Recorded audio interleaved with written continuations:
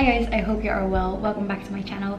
Today I'm filming a video for you inspired by a conversation I was having with a friend here on mental health and therapy. The both of us have been to therapy and we were just talking about the most important things that we have learned throughout the years about our own mental health and the things we have learned in therapy. So they are very important things to me and they're things that help me a lot. So this is a video I really wanted to film because if this helps any of you guys out there to either seek help or maybe take a lesson of some of the things I've learned, that means a lot to me. So today I'm sharing with you the 5 most important things I have learned in therapy. Without further ado, let's just get into the video.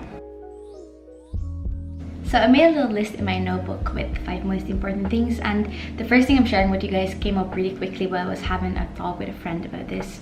We were talking about how we were really exhausted and drained and it makes it so hard to be emotionally okay if you're physically not alright.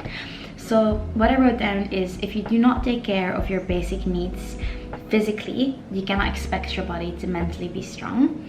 So this is something my therapist sat me down for and got really real with me. This was about maybe a bit over a year ago. I was doing really not well at the time.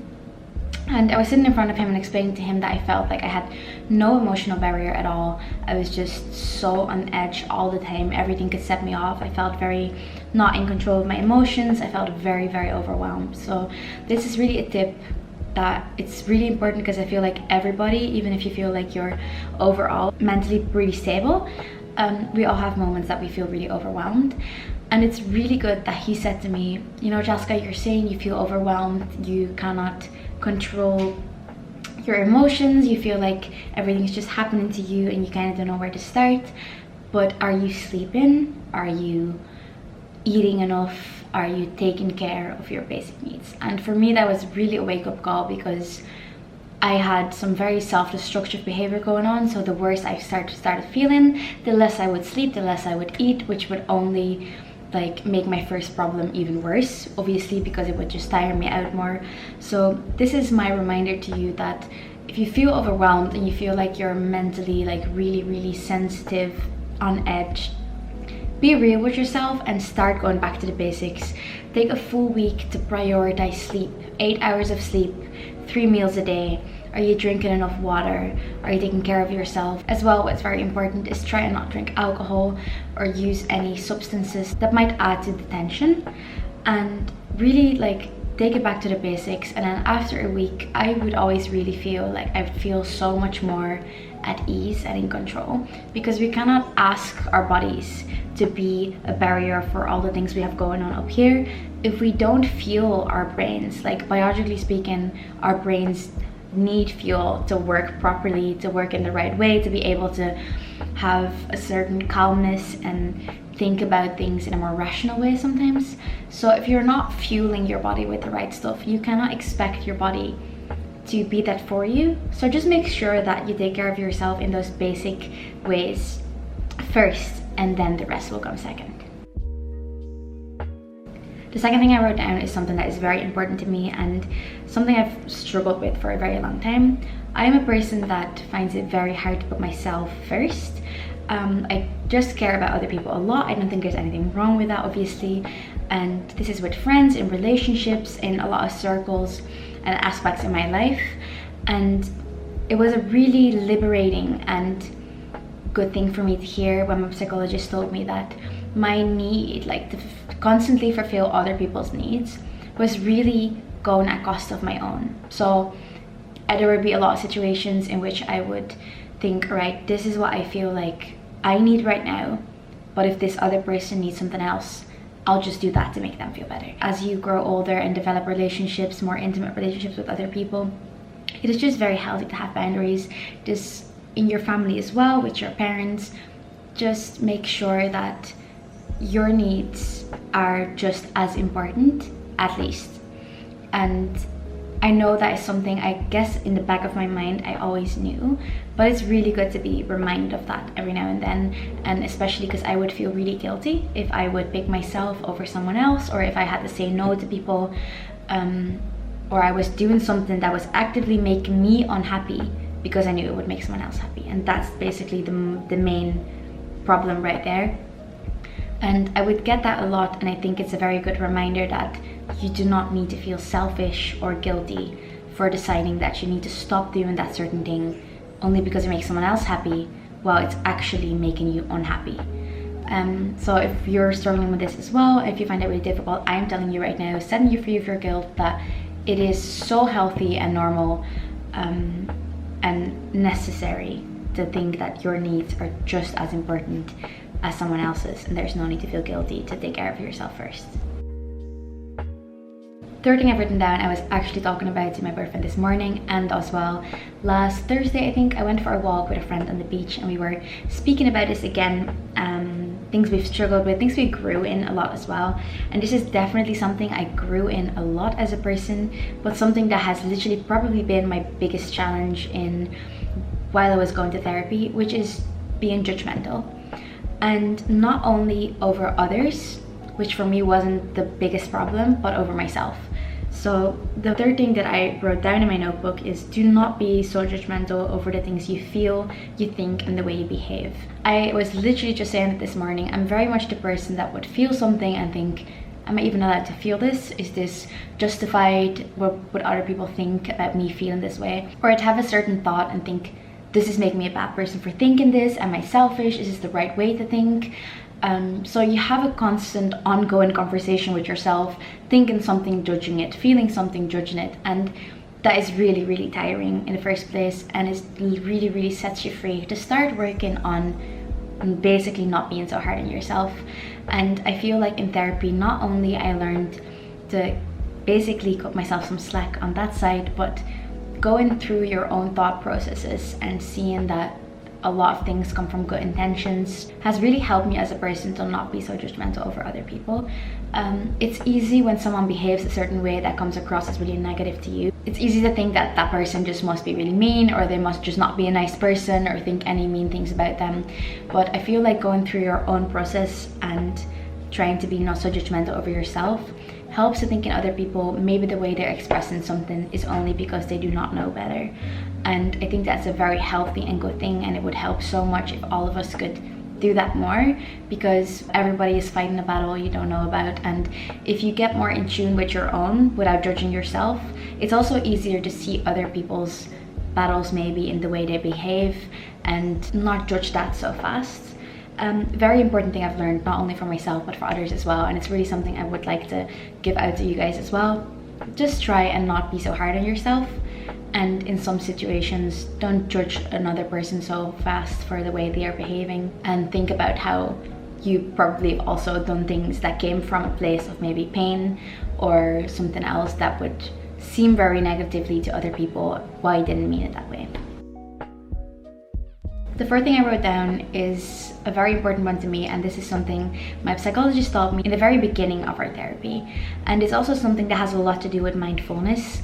And as I was getting more into meditation, yoga and mindfulness, it's something I would come across a lot, and it's the statement that I am not my thoughts. So it kind of goes in the same line with don't be so judgmental over your own thoughts, but it's so good to learn that if you sit still and you have a lot of thoughts going on, they might be about not the most positive things. If you're going through depression, if you're going through anxiety, especially anxiety for me made it seem like my thoughts would just never stop, and I would really feel like the thoughts I have are the person I am, which can be very painful. And if you're out there and you know that the thoughts you might have are very negative and anxious, and there's cycles of anxious thoughts and maybe negative thoughts, judgmental thoughts about yourself, it can be really painful to think that this is just the person I am. I am a sad person. I am not a positive person, because I do believe very, very much that I am, for example, a very happy and positive person in a lot of aspects in life. But my psychologist taught me to make this easier for me is this thing he told me, that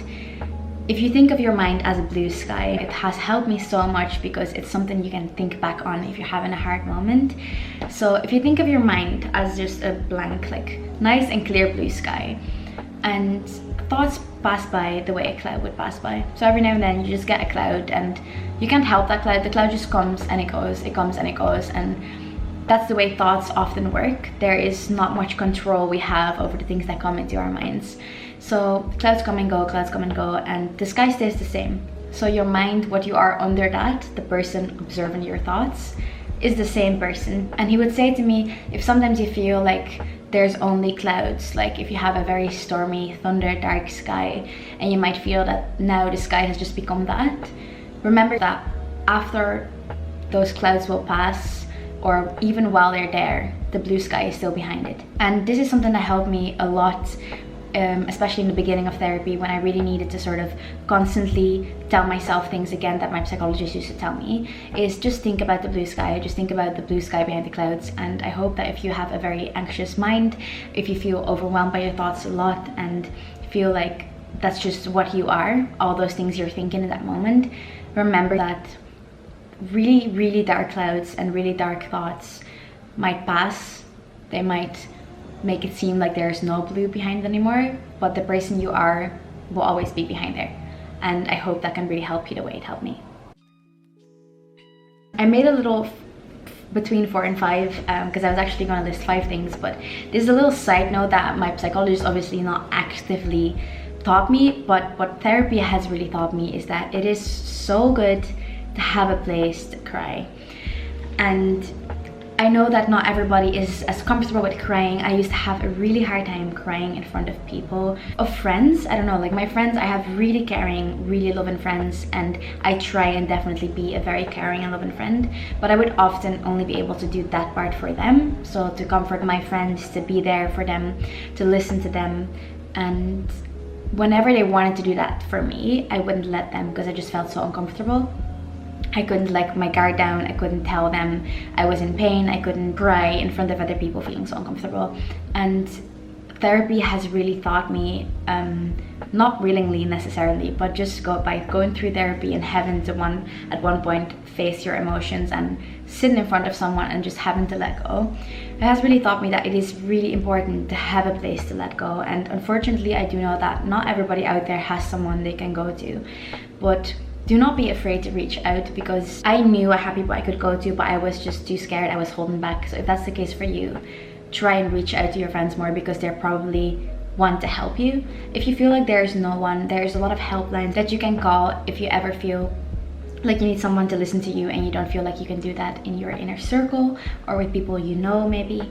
As well, a therapist is a really good option. Again, obviously this is not an option for everybody. A therapist can be very expensive, but it's just really good to create a space for yourself where you can let go. So all those things aside, start with facing yourself with that and create a safe space for yourself where you can unwind and let your guard down and feel whatever you need to feel without feeling like that is weak, without feeling like you're being a burden on anybody else, because it's really good to release.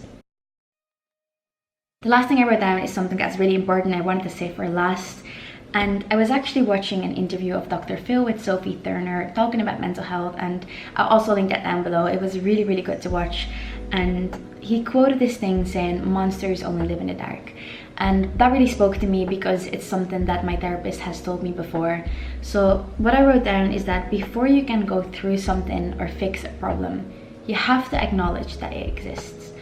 And I think that's also what Dr. Phil in that interview is referring to, is that you have to shine the light on your monsters to see that they're not monsters. They're not something that you have to hide away somewhere and then be scared of by yourself or deal with by yourself. But once you shine light on them, you can actually look them in the face and often see that there is a lot of things that can be done. And that is by talking openly about your problems, which is obviously what I'm trying to do now. I really know that this is quite a personal video, but I feel at this moment in my life at a very comfortable place to talk about what I've gone through, and I really hope that me speaking up about this will make other people feel like they're not so alone and maybe also reach out to somebody. And I think in the beginning this was something I struggled with a lot, was things I was not telling my therapist, things I was holding back from him. And I was very lucky that I had someone who saw right through me, and at one point told me that if you're still hiding things from me and not dealing with it, like if you're not putting it on the table so we can both see, okay, this is the problem and this is what we're going to do to fix it, you won't be able to fix it. And I'm not saying that is easy at all. Like, believe me, I am the person that knows that it's really hard. There's parts in everyone, I think, that we wish maybe we didn't deal with, and I just want you to know, and that sounds really hard, but pretending that your problem is not there, maybe to other people, to everyone you can do that, but there's gonna be a point that you're by yourself and you know it's there. So shine light on your monsters, speak up about it, or maybe even start with the step way back, not telling anyone about it and acknowledging it to yourself, because acknowledgement is really the first step in thinking about, okay, I know what my problem is and now what can I do. With that last one, I want to wrap up this video. I really hope that this reaches anybody out there. If this helps one person, that is my job done for me.